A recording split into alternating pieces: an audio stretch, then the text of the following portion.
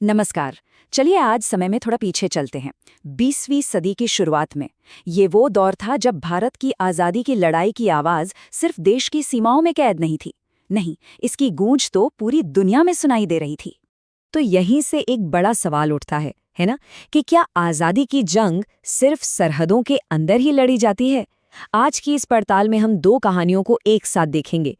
एक तरफ वो संघर्ष जो विदेशों में भारतीय क्रांतिकारी चला रहे थे, और दूसरी तरफ वो जो अपने ही देश में एक बड़े जन आंदोलन की शक्ल ले रहा था।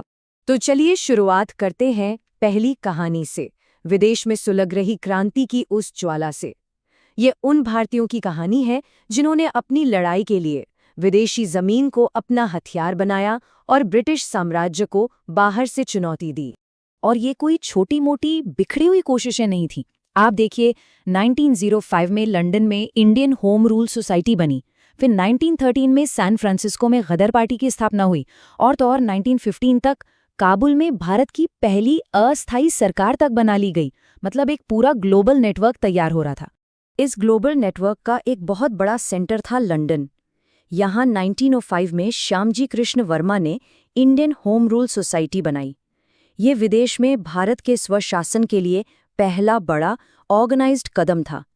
उन्होंने इंडिया हाउस भी शुरू किया, जो देखते ही देखते ब्रिटेन में भारतीय क्रांतिकारियों का एक हॉटस्पॉट, एक अड्डा बन गया।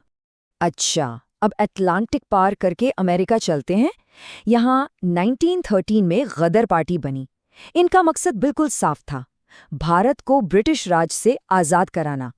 सोहन सिंह भाकना और लाला हरदयाल जैसे बड़े नेताओं की लीडरशिप में इन्होंने गदर नाम का एक अखबार भी निकाला, जिसने क्रांति के इस मैसेज को पूरी दुनिया में फैला दिया। विदेश में चल रहे इस पूरे आंदोलन का एक बहुत ही पावरफुल चेहरा थी मैडम भीकाजी कामा। उन्हें यूं ही भारतीय क्रांति की मां नहीं कहा जाता। मैडम कामा ने वो किया जो इतिहास में हमेशा के लिए दर्ज हो गया।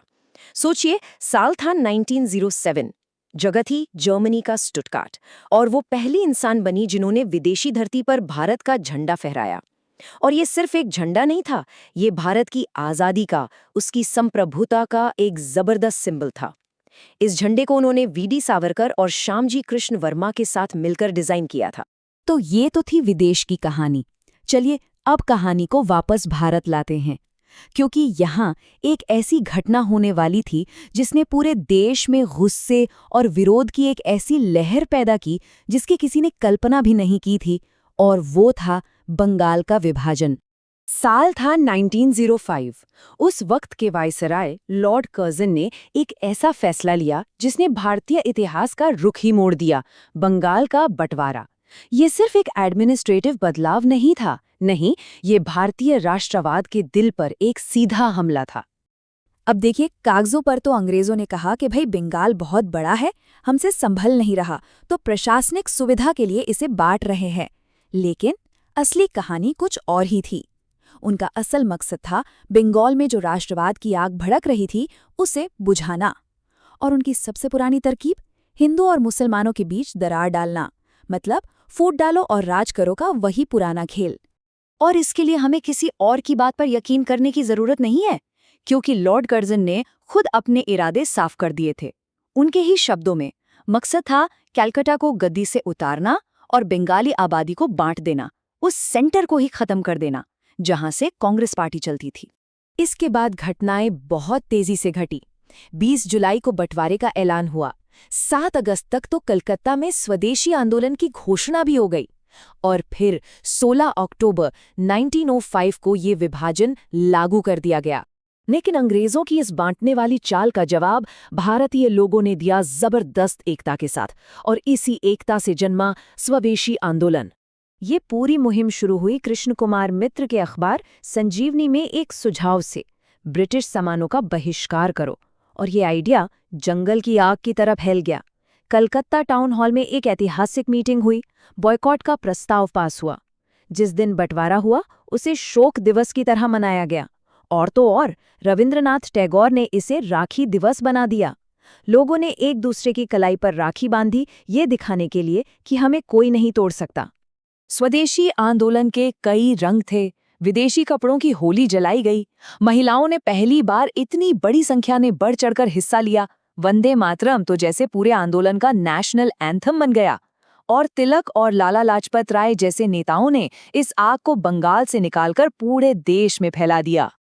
तो सवाल ये है कि इतने बड़े जनविरोध का नतीजा क्या निकला? नतीजा ये हुआ कि ये भारतीय लोगों की एक बहुत बड़ी जीत साबित हुई। स्वदेशी आंदोलन का प्रेशर इतना ज्यादा था कि आखिरकार ब्रिटिश सरकार को झुकना ही पड़ा। 12 दिसंबर 1911 को दिल्ली दरबार में खुद किंग जॉर्ज पंचम ने ऐलान किया कि बंगाल का विभाजन रद्द किया जाता है। और इस एक ऐलान के बहुत दूर तक असर हुए। बंटवारा तो रद्द हुआ ही, लेकिन साथ ही एक और ऐतिहासिक फैसला लिया गया। ब्रिटिश भारत की राजधानी अब कलकत्ता नहीं, दिल्ली होगी। इसके अलावा बिहार और उड़ीसा को बंगाल से अलग करके नए प्रांत बनाए गए और असम को भी एक अलग प्रांत के तौर पर रीऑर्गेनाइज किया गया। तो जैसा हमने देखा, भारत की आज़ादी की कहानी किसी एक जगह नहीं लिखी जा रही थी। ये लड़ाई एक ही वक्त पर दो मोर्चों पर चल रही थी। एक तरफ देश के अंदर स्वदेशी जैसे बड़े आंदोलन थे, तो दूसरी तरफ देश के बाहर क्रांतिकारी थे जो ब्रिटिश साम्राज्य की जड़ों को हिला रहे थे। और ये सब हमें एक बहुत ज़रूरी सवाल पर लाकर खड़ा करता है।